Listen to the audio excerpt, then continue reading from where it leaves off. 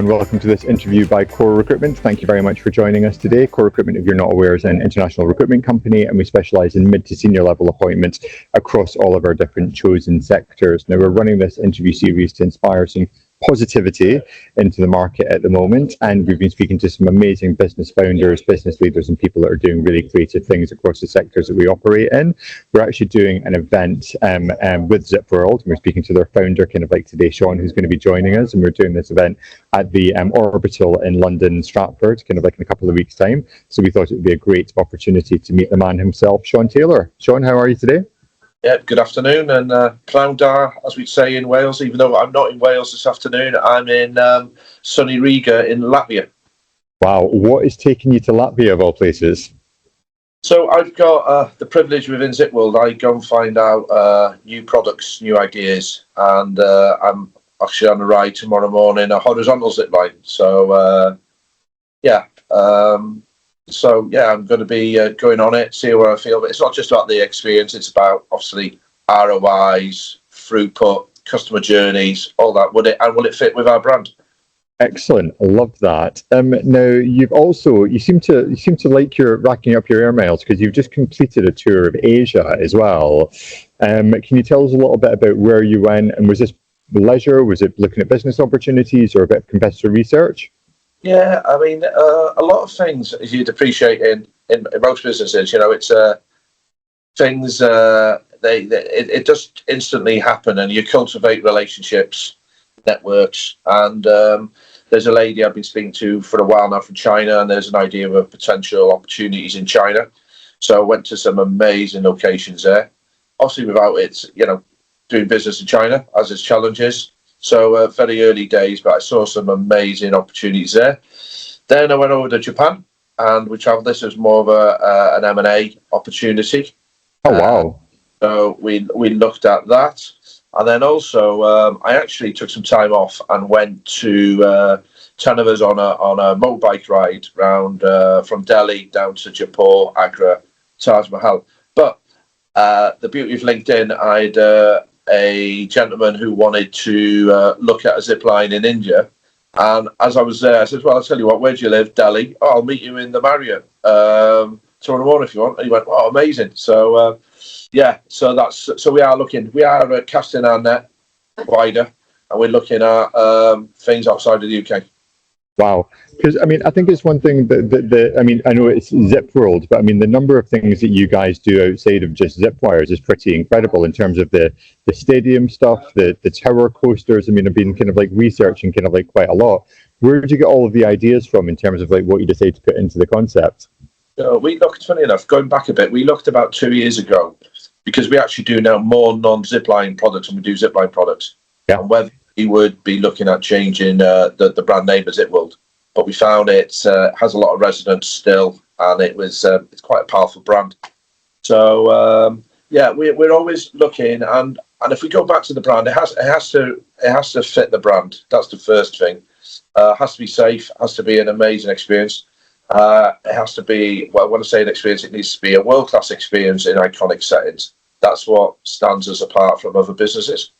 For example, we got offered an experience on a car park in Birmingham 3 years ago, and it wasn't us. So we go to beautiful places and create world-class experiences. That's amazing. For those who don't know kind of like the depth and scale of the business, can you just give us like a bit of an overview about what you guys operate? Sure. We've got we go from the fastest zip line in the world, and it's probably one of the most commercial zip lines in the world. 4 people when we're busy, as we are this week, every 3 minutes. Doing over 100 miles per hour, most people do. It's not just about the speed; it's about the whole experience. Then we've got a net system, a bouncy net system underground, which is, imagine a huge cavern the size of St Paul's Cathedral. Then we do coasters going through the trees. We've got a new one coming up, hopefully subject to planning, in North Wales, opening later on in the year.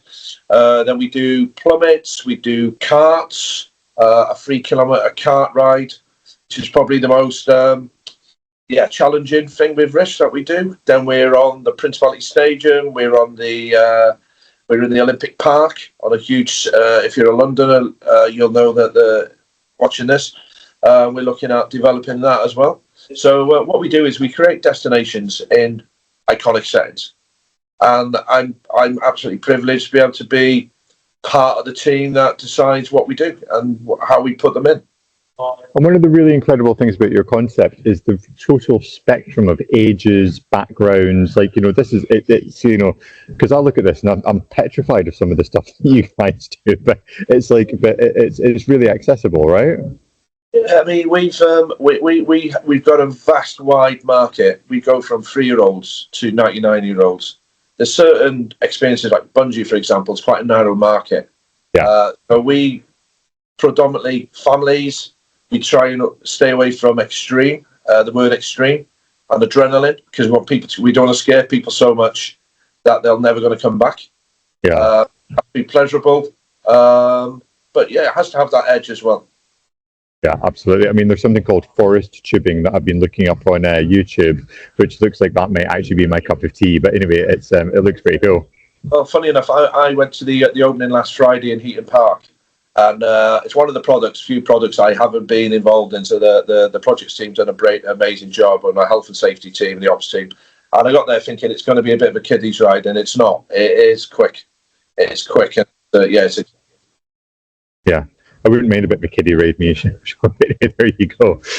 So you guys recently achieved B-Corp status, which is a real accolade. So very well done. But can you tell us a little bit about the process and why you thought that was important to the business?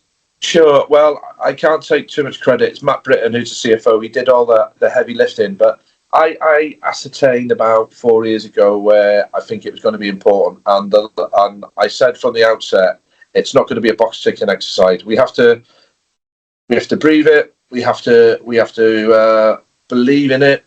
So, and I think the team we employ at the moment, it's important to them that we do things right for the environment, for the economy. It is tough. It was 2 years of really hard work getting the B-Corp status. But hopefully people who are aware of B-Corp, or if you're not, please look it up. It's really worthwhile doing. It really challenges you to do the best for your business, your community, for your team, and also for your customers.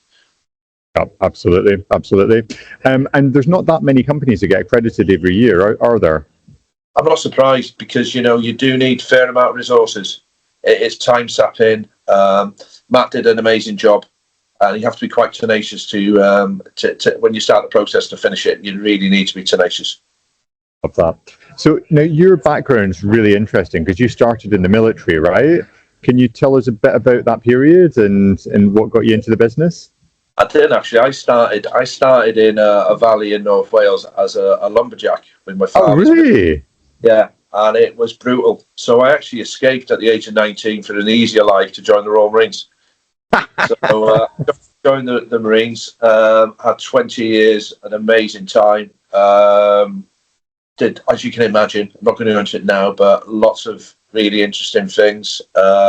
Specialised, which is the beauty of the Marines, specialised. I was a ski instructor, I was a parachute instructor, an combat instructor, marksman, all those things, comic book sort of things. So spent a lot of time in the jungle. Lived in Hong Kong as a parachute instructor. Spent a lot of time up in the north, up in Norway. Just had a fantastic time, and and more importantly, I've got lifelong mates, so we still keep in touch. But it taught me a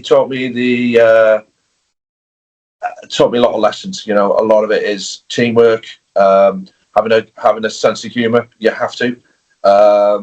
Being tenacious, determined, all those commando attributes. Love that. And when you finished there, you had a you had a stint where you were kind of like doing private security as well. Is that right? Yeah, like most Marines, your time comes down and you've never planned. And I'm from a market town in called Llanrwst in North Wales, and there's not a lot of call for unarmed combat instructors or snipers. Having said that, I do lie on a Saturday night in Llanrwst can be a bit with the rugby lads. Part of but no. So I took it easy. I was very lucky. I had some really interesting jobs. and did that for three years. And then I had this idea. There's a word in the Welsh language called hiraeth, and it doesn't really translate to the English language, and it's basically a longing to come home. So I've been away from the valley, away from my parents and my family for about 26 years. Came back, idea. I knew a landlord, a guy called David Winfinch from the Royalist estate. And he basically, well, okay, let's give it a go. I had temporary planning right in the middle of the national park. Started with 4 members of staff with a chemical toilet, shipping container, and a mobile office that we had to drive off every day to the local farm. And then today, we'll be just short of 1,000 members of staff when we get on the high water mark when we go into the summer trading. So you never worked for another company, another leisure operator, another kind of business, before setting up then, no? It was a learning curve. When you go into planning, it's still a learning curve now. I learn every day. Planning, employment law, highways, you name it. It was. But yeah, it was. And don't get me wrong. I've made mistakes. I've made mistakes on the way. Yeah, it's been a roller coaster. It really has. And it's like a snowball. It's got bigger and bigger and bigger.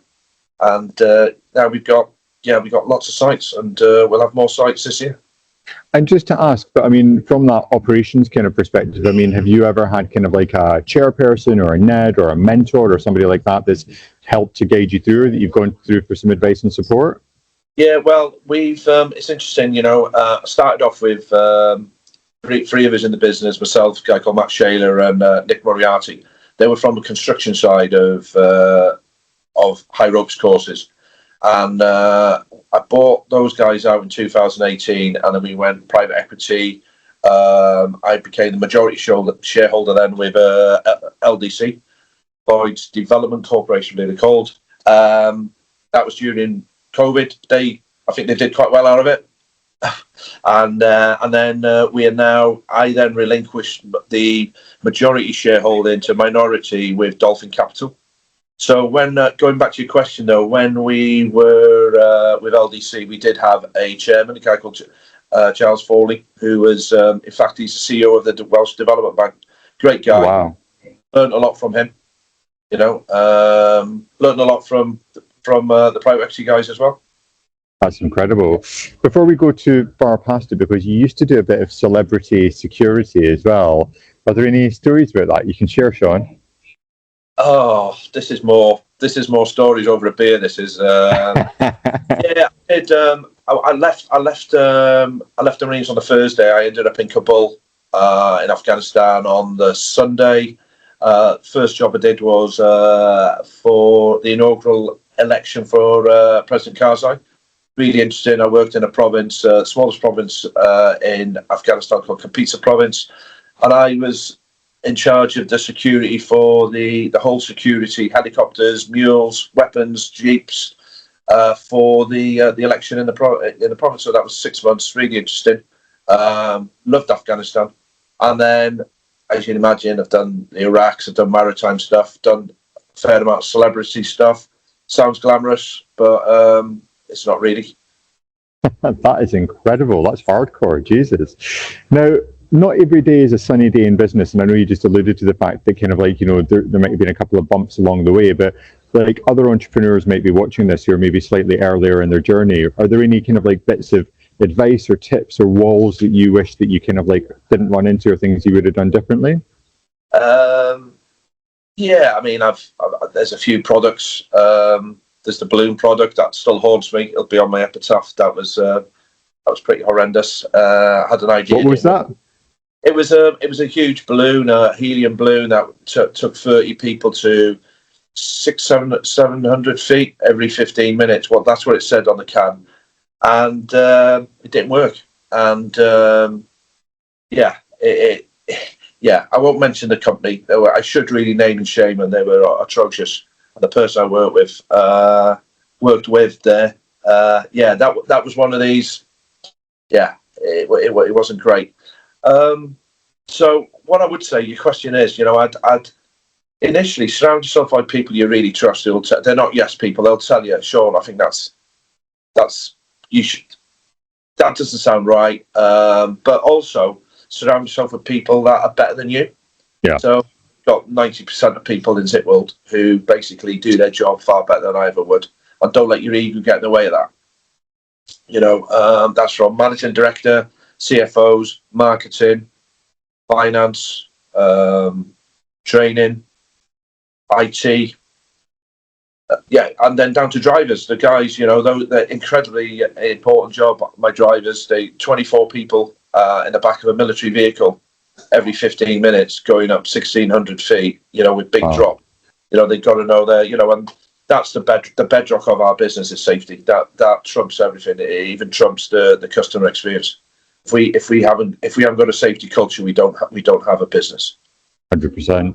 Now, finding talent at the moment is pretty challenging, kind of like across any industry and market that you're working in. And your head office is based up in North Wales. Is this part of a strategy? Is this kind of and how do you retain and kind of and how does that play out for you guys?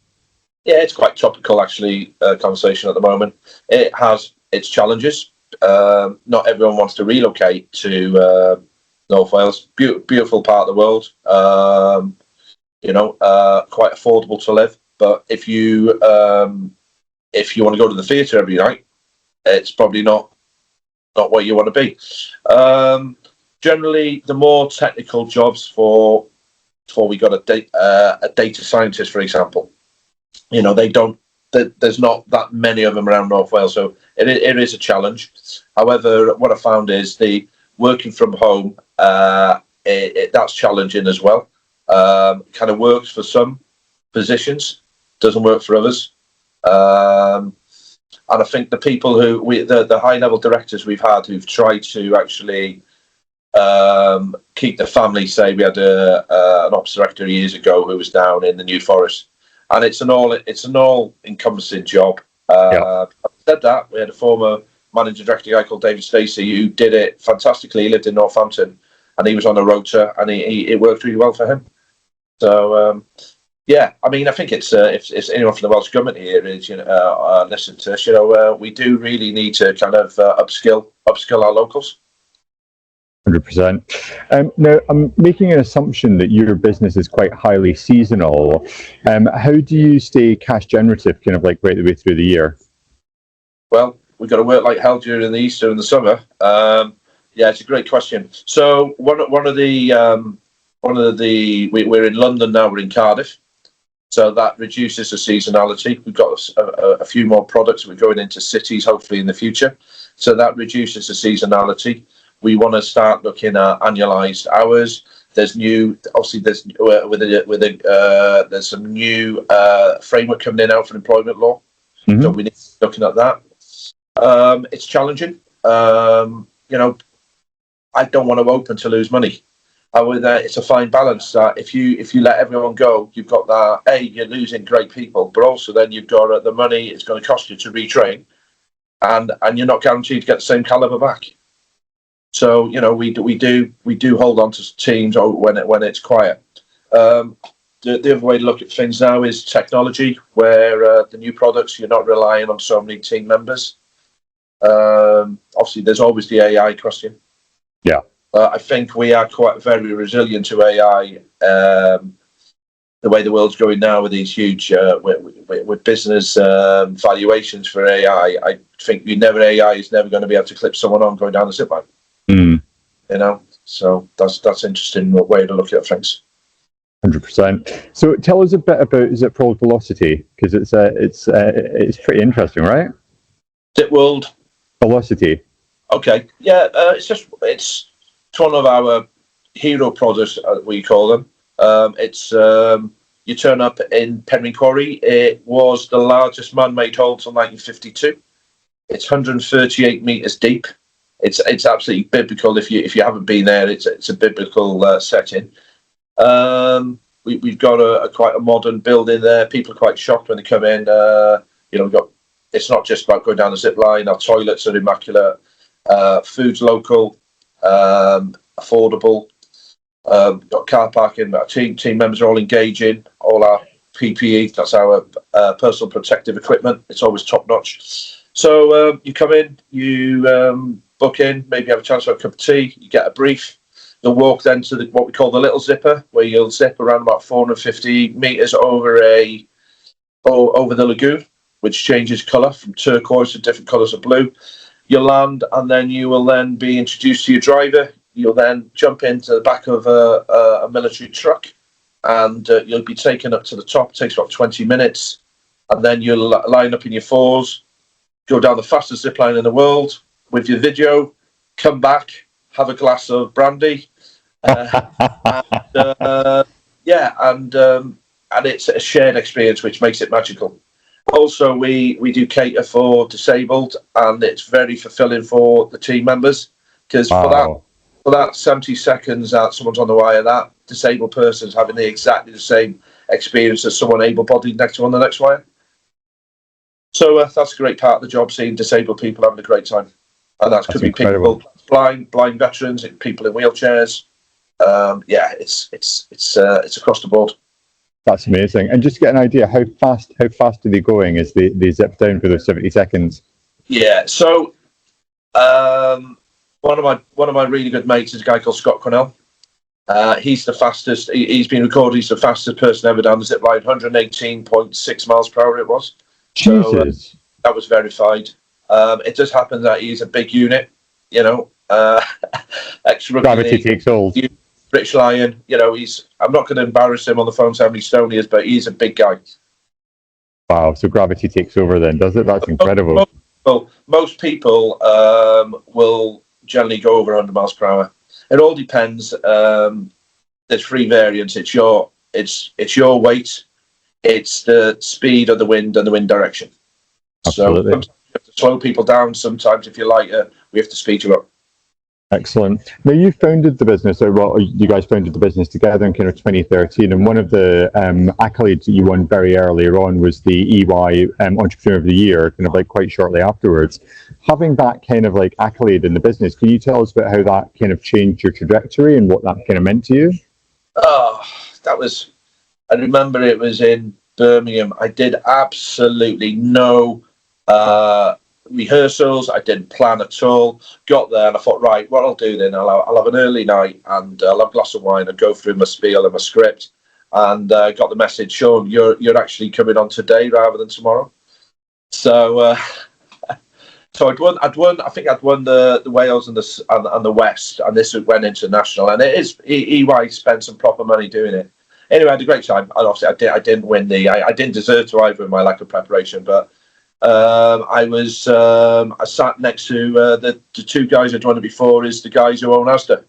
Oh my God. Yeah, so you're talking that level. Got interviewed by the guy who one of the interviewees was the guy from Octopus, and the other guy is successful with Tonic Fever-Tree.